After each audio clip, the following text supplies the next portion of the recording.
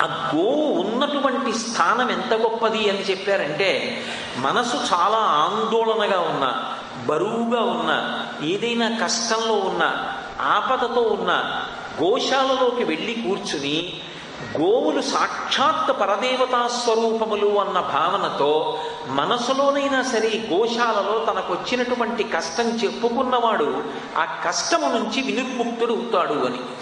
గోశాల మనసులో ఉండేటటువంటి ఆందోళన తగ్గించుకోవడానికి అత్యంత ప్రధానమైనటువంటి సాధనం.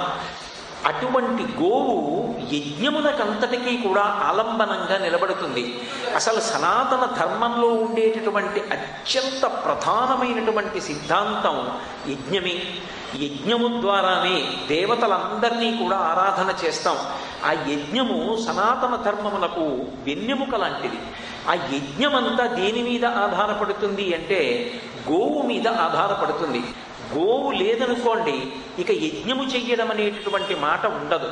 ఎందుకంటే యజ్ఞము చెయ్యాలి అంటే తప్పకుండా ఉండవలసినవి ఏవి అంటే ఆవు యొక్క పాలు ఉండాలి, అలాగే ఆ పాలు తోడిపెట్టినప్పుడు వచ్చినటువంటి పెరుగు ఉండాలి, ఆవు పెరుగుని చిలికి అందులోంచి తీసినటువంటి నెయ్యి ఉండాలి, అలాగే గోవు యొక్క పురీషం అంటే ఆ పేడ అవసరం.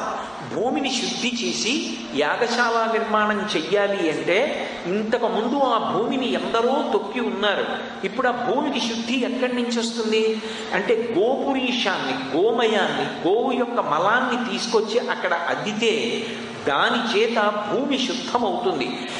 ఆవు పాలు, ఆవు పాలలోంచి వచ్చినటువంటి పెరుగు, ఆ పెరుగులోంచి వచ్చినటువంటి నెయ్యి లేకపోతే అసలు యజ్ఞం చెయ్యడం అనేటటువంటిది సాధ్యము కానే కాదు. అందుకే యజ్ఞం అంతా దేని మీద ఆధారపడింది అంటే కేవలము గోవు మీద ఆధారపడింది.